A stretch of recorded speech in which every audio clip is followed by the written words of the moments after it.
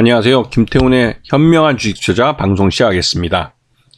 이번에는 NC소프트에 대해서 알아볼 텐데요. 이번에 NC소프트가 신작 게임을 내놓습니다.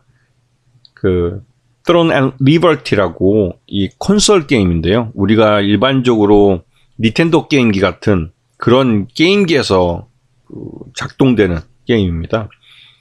오랫동안 PC 게임을 하고 요즘 최근에는 이제 모바일 게임으로 명성을 날리고 있는 NC소프트가 드디어 이제 콘솔 게임 시장에 진출했다는 의미가 있는 작품입니다.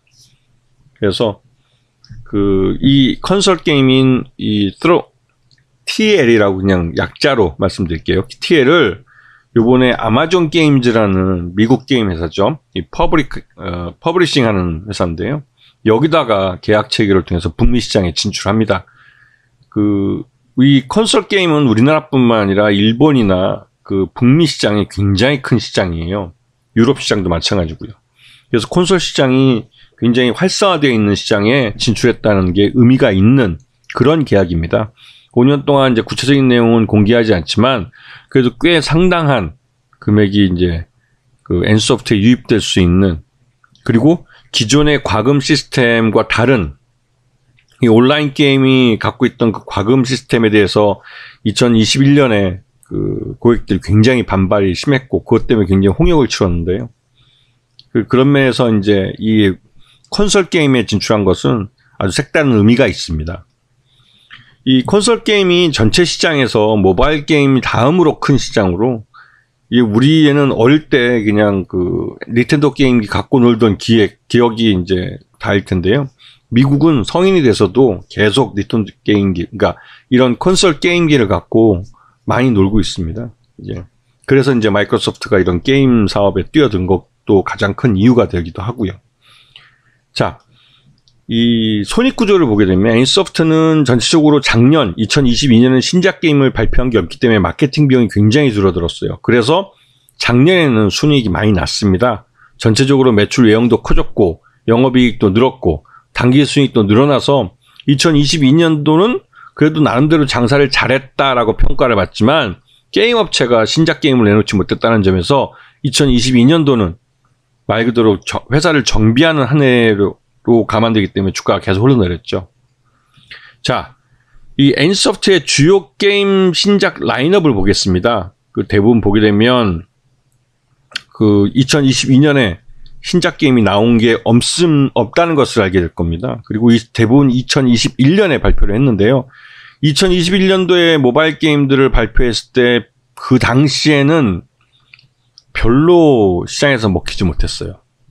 하지만 이 게임들이 기본적으로 리니지라는 성공한 IP를 기반으로 만들어진 게임들이라 기본빵을 합니다. 기본빵. 그래서 기본적으로 이게 2022년도에는 나름대로 이게 마케팅 비용이 안 들어간 그만큼 해서 수익이 많이 나는 그런 양호한 게임으로 또 성장을 했죠. 그런데 문제는 이 리니지, 그러니까 NC소프트가 갖고 있는 이 게임들이 너무 늙어가고 있다는 겁니다. 리니지 게임 자체가 나온 지 벌써 20년이 다 된 게임이기 때문에 이 온라인 게임 시장에서는 매출 외형이 계속 줄고 있는 걸 확인하실 수 있을 거예요.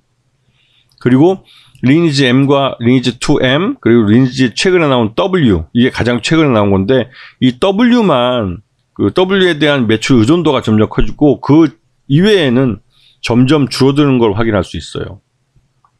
그만큼 이 NC소프트가 갖고 있는 게임들의 연령이 꽤 노후화되고 있고 이 게임을 즐기는 사람들이 팬층이 점점 줄어든다는 거죠. 이건 굉장히 위험한 겁니다. 이 리니지라는 NC소프트가 있게 했던 게임을 이어받을 확실한 다음 타자가 없다는 거죠. 그게 NC의 가장 큰 약점입니다. 그래서 NC가 80만 원대까지 갔던 주가가 지금 뭐 30만 원까지 떨어져서 3분의 1 토막 나버렸죠. 그리고 작년 연말에 사우디 국비펀드가 주식을 한 몇천억, 8천억인가요? 그 정도 사주면서 주가가 이제 선방을 하면서 좀 반등이 나오긴 했지만 여전히 리니지를 대체할 만한 게임이 없다는 점에서 굉장히 리스키한 상황입니다. 그래서 게임 업체들은 인기 있는 게임의 수명이 있습니다. 그 수명이 줄어들기 전에 다음 앞에 게임의 그 인기를 이어받을 만한 그 후속작을 내놔야 돼요.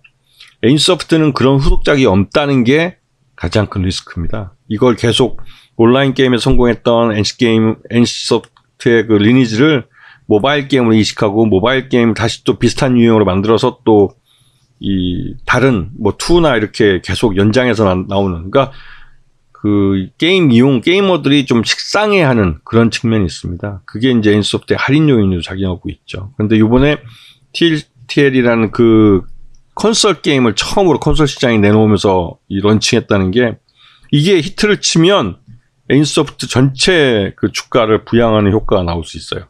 아직은 테스트 베드 상태이기 때문에 그 결과에 대해서는 알기 좀 어렵습니다. 하지만 그 항상 이런 신작 게임이 나올 때는 신작이 나오기 전에 기대감으로 주가가 가고, 신작의 게임이 나와서 시장에서 평가를 받으면 그 평가에 의해서 주가의 방향이 결정이 되죠.